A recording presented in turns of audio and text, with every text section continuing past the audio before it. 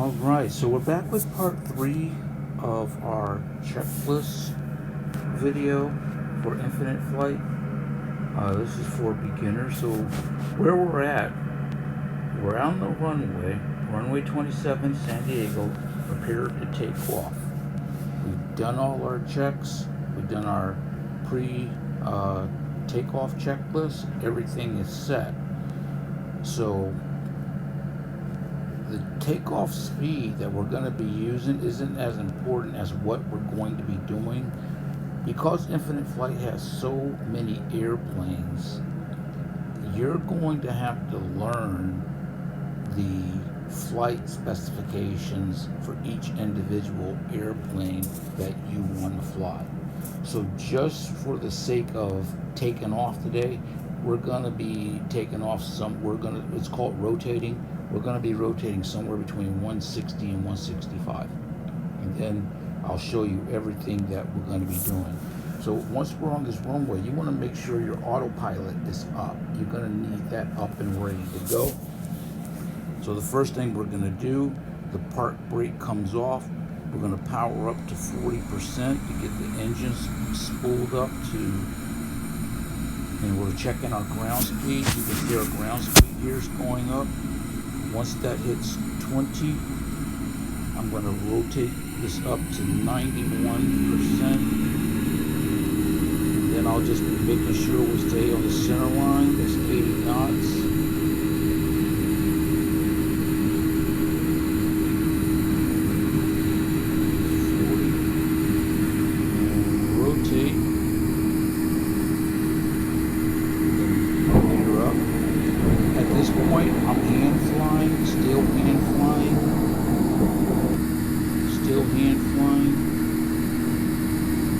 Now I'm going to set my vertical speed, set my altimeter, and then set my speed and my heading, just like that. After I set my speed to where I want it, which is on 125, I'm going to set my LNAV. The LNAV is going to allow the plane to follow my flight plan. I don't have to do it myself. If you don't set that LNAV, you see it says VNAV, LNAV, your airplane is just going to go in a straight line on whatever your heading is set. If you want to hand fly, you can, but it's really not necessary for you to hand fly. Let's go ahead and bring the flaps up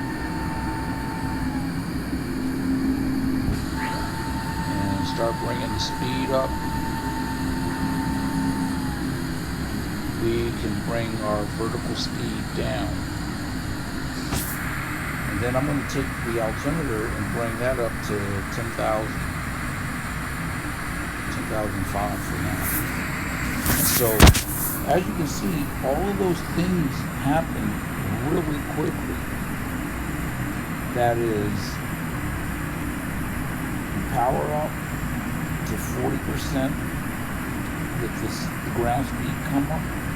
Once the ground speed has come up, go ahead and bring your takeoff power up. You're going to have to know what your rotate speed is. Just study whatever plane you're going to be using. And after you're in the air, the first thing you do, you bring the gear up if the plane that you're flying is in a fixed, doesn't have gear that's fixed to the airplane. And then the order that you set everything is pretty much on you.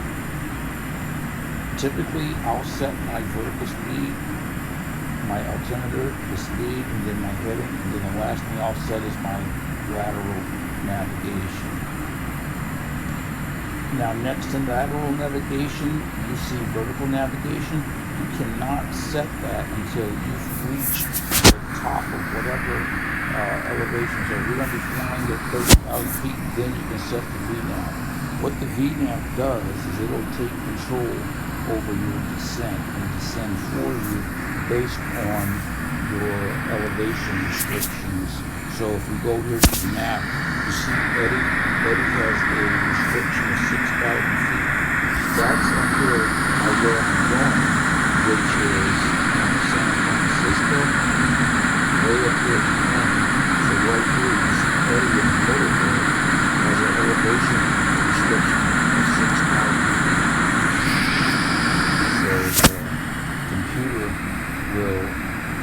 should say the autopilot will manage that for me.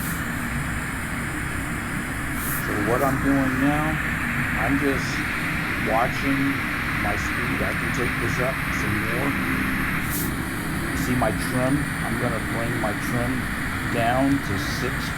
I could stop at 10 since we are still going up, but I'm just going to bring it down to 6 for now so I don't have to bother with it later.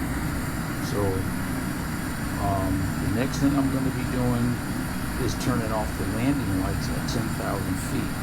So I want to also come here to my altimeter, bring my vertical speed down, take this up to say 15,000. I can take my speed up right at 250. I can't be over 250. Typically when you set it in the computer, you usually will manage it well. So right now where I'm at, the next thing I'm going to be doing is at 10,000 feet, turning off the landing lights. The other thing I forgot to talk about, which I need to do that now, is I need to turn off the auto brake, because that's only if I'm doing a rejected takeoff, and turn off the arm and the spoilers. So that's off. Now I'm going to turn off the landing lights. I'm over 10,000 feet. Now I also have the option of coming in here and turning off the seatbelt sign, so the steward can get up to the and then from here I can just watch my elevation. So I'm just looking for it right. I'm looking line right at 29. So that's pretty much all I have for you. And from here, the after takeoff is done. Now we're just heading to our cruise altitude. And so just rewatch this video. Things happen very quickly after you take off. So as gear's going to come up, you're going to make sure you're taking your flaps up in a good amount of time. I'm going to watch that you set your autopilot speed, heading, vertical speed, the altimeter there, and the LNAV, so that you will follow your flight plan. You want to turn off the spoilers and deactivate the auto brake. And then after you get past 10,000 feet, turn off the landing lights. Alright, so that's pretty much all I have for you on this after takeoff and takeoff checklist.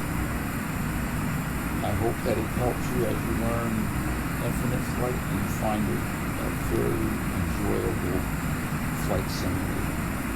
Take care.